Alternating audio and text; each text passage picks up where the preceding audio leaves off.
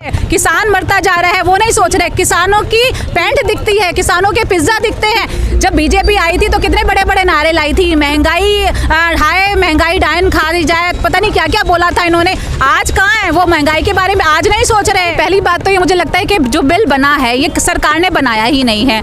सरकार तो सिर्फ इसको पढ़ रही है, उसको अब पता चला कि इसमें कितनी कमियां हैं। अगर सरकार ने बनाया होता तो उसको ये इतनी सारी कमियां पहले से पता होती। आज उसको पता चल रही है, वो कह रही है कि हम उसको वापस ले रहे हैं। लेकिन ऐसे कैसे रिफॉर्म्स आप करने चाह रहे हैं जो कह रहे हैं कि किसान के फेवर में है, जब किसान ही नहीं चाह रहा है कि वो हमें दे दीजिए। तो फिर ऐसा कौन सा बिल आपके पास आ गया और ऐसी कौन सी, आप हमें रॉकेट साइंस बता देना कि वो कौन से हमारी जो आमदनी है वो डबल होती जा रही है, वो हमें किसानों को तो समझ में नहीं आ रहा है। मुझे लगता है कि और ये सिर्फ किसानों की लड़ाई नहीं है, ये बात आप लोग समझ लीजिए, ये हर एक नागरिक का जो है ये लड़ाई है। तो ये जो बिल है, जब इसमें एक सरकार मान चुकी है कि इतनी कमियां हैं, तो फिर वो ऐसा खराब बिल हमें क्यों थोपना चाहते हैं? ऐसी क्या अहंकार आ गया, अपनी मूंछों की लड़ाई हो गई कि आपको किसान का दुख नहीं दिख रहा है? किसान आंदोलन 41वें दिन भी जारी है। किसान आंदोलन में अलग अलग समुदाय, अलग अलग, आप ये कह सकते हैं कि अलग अलग ग्रुप के अलग अलग संगठनों का साथ जो है वो धीरे धीरे जुड़ता जा रहा है। हमने ये भी देखा कि नारी शक्ति भी भरपूर किसान आंदोलन में अपना समर्थन दे रही है। हमारे साथ यहाँ पर कुछ महिलाएं हैं, उनसे बात करेंगे, जानेंगे। सबसे पहले मैम, मैं आपका नाम जानना चाहूँगी। मैं प्रियंका राणा हूँ। कहाँ से हैं आप? मैं गाजियाबाद से ही हूँ। वैसे मैं किसान परिवार से ही हूँ और किसान की बेटी हूँ, तो इसलिए मैं किसान आंदोलन में आई हुई हूँ। कितने दिनों से आ रही हैं आप? देखिए, मैं तो यहाँ पे सोशल एक्टिविस्ट हूँ वैसे भी, और सारे ही आंदोलन में जाती हूँ, तो यहाँ पे तो मैं अक्सर आती रहती हूँ। ऐसा नहीं है कि मतलब कितनी बार आई हूँ, अनगिनत बार आई हूँ, तो मुझे नहीं पता कि मैं कितनी बार आई हूँ। जी। किसान आंदोलन को लेकर आपका क्या मतलब सरकार की तरफ, जैसे सरकार का एक अड़ियल रवैया देखने को मिल रहा है, तो किसान आंदोलन लगातार जारी है, कड़कड़ाती ठंड है, ऊपर से मौसम की भी मार झेलनी पड़ रही है, तो ऐसे में आपका क्या कहना?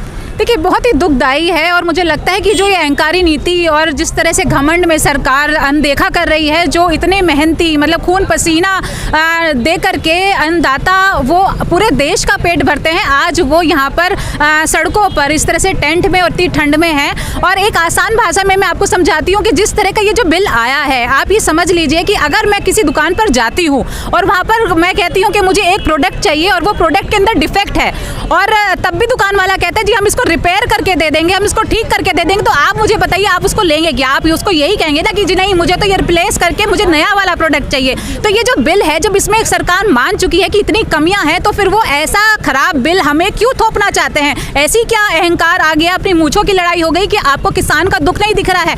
उसको MSP आप देने को तैयार नहीं है। आपने इतने सारे बिल के अंदर आपके लूप होल से आपने मान लिया, आपने कहा कि इसमें खुद इतनी सारी कमियां हैं, फिर भी आप कहते हैं कि नहीं जी वो खराब सामान आपको लेना है। तो आप मुझे बताइए ना कि कौन ऐसा वो खराब सामान उस दुकान से खरीदेगा जिस तरह से सरकार वो खराब बिल हमको सौंपना चाहती है।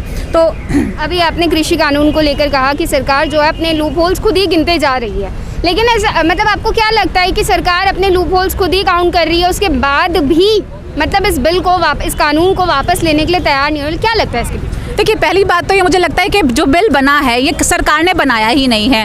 सरकार तो सिर्फ इसको पढ़ रही है, उसको अब पता चला कि इसमें कितनी कमियां हैं। अगर सरकार ने बनाया होता तो उसको ये इतनी सारी कमियां पहले से पता होती।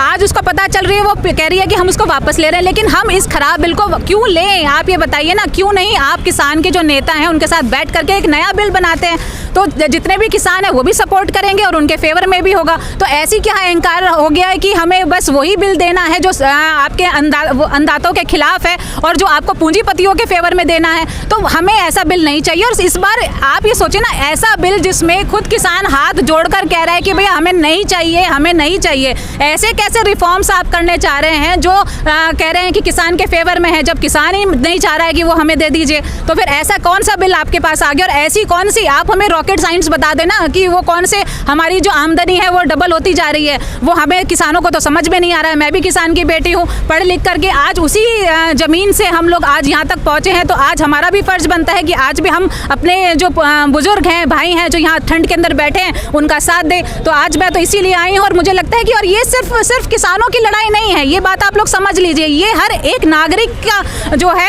ये लड़ाई है। और जितने भी आपके छोटे जो आपके रेडी पटरी वाले ये जो रोजगार कमाते हैं इस से, उसकी भी लड़ाई है, क्योंकि ये सबके ऊपर इफेक्ट करने वाला है। ये जब वो पूंजीपति आ करके पूरे मार्केट में कंपटीशन खत्म कर देंगे, पूरा होल्ड कर लेंगे, तब ये कहाँ जाएंगे? जो गरीब तबका है ये कहाँ पे जाकर के अपना सामान बेचेंगे? और जो आम नागरिक है, जब इनको 10 रुपए की चीज 50 रुपए में मिलेगी तो हम लोग, आप बताइए ना, आज हम महंगाई से पहले से ही परेशान है। जब बीजेपी आई थी तो कितने बड़े बड़े नारे लाई थी, महंगाई हाय, महंगाई डायन खा दी जाए, पता नहीं क्या क्या बोला था इन्होंने। आज कहाँ है वो? महंगाई के बारे में आज नहीं सोच रहे हैं। किसान मरता जा रहा है वो नहीं सोच रहे। किसानों की पैंट दिखती है, किसानों के पिज्जा दिखते हैं, ये नहीं देखते जो फांसी पर जिनकी विधवाएं बैठी हैं, कभी गए हैं उनके घरों में, कभी उनके बच्चों के सर पर हाथ फेरा है?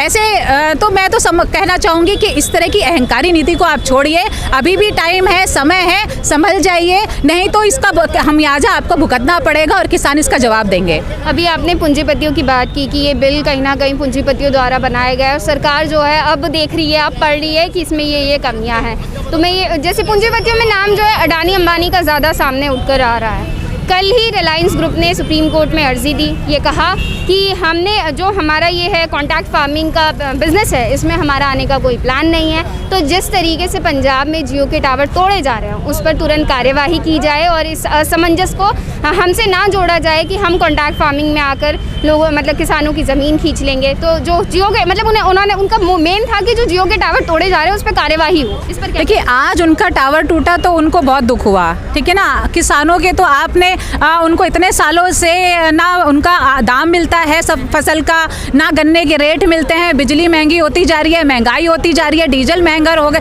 वो आपको नहीं दिखा। और मैं कहती हूँ कि ठीक है, टावर नहीं तोड़ने चाहिए, तोड़फोड़ नहीं, ये बहुत ही पीसफुल आंदोलन चल रहा है, वैसे ही चलेगा। हमें नहीं पता कौन तोड़ रहा है, क्या कर रहा है, किसान नहीं हो सकते हैं।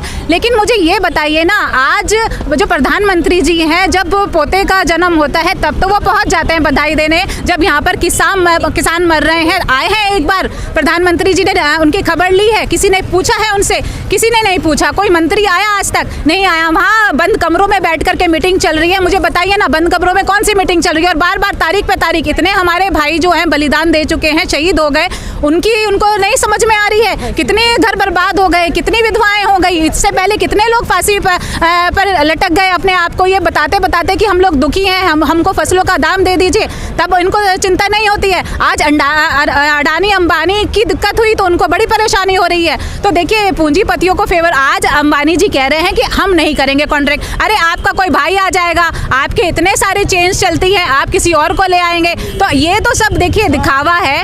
आज तक तो चुप बैठे हुए थे, जब उनको लगा कि इतना ज़्यादा लोग अगेंस्ट में चले गए हैं, टावर टूटने लगे, तो आज वो सामने आ गए। उससे पहले कहाँ थे? आए क्या? किसानों के आ जाइए ना, किसानों के जो इतने सारे बैठे हैं उनको दीजिए मदद, करिए, आइए बैठिए किसानों के बीच में, पूछिए उनसे क्या दिक्कतें हैं। आखिरी सवाल मैं आपसे यही पूछना चाहूँगी कि जिस तरीके से मेन स्ट्रीम मीडिया में किसान आंदोलन को दिखाया जा रहा है, एक अलग ही तस्वीर सामने निकल कर आ रही है और आप किसान आंदोलन में लगातार आ रही हैं, अपना समर्थन दे रही हैं, तो आपको क्या लगता है, क्या फ़र्क है और क्या मैसेज देना चाहेंगे आप ऐसे मेन स्ट्रीम मीडिया के चैनल्स को? देखिए, आंदोलन ही रिफॉर्म्स लाएंगे। सिर्फ कमरों में बैठ करके बिल बना देना, वो भी सरकार को जब पता ही नहीं है कि वो बिल में है क्या, बाद में उनको पता चल रहा है कि जी कमियां हैं। तो ऐसे आंदोलन जब होंगे, जब लोग सड़कों पर आएंगे, तभी मुझे लगता है कि इनकी नींद से जागेंगे।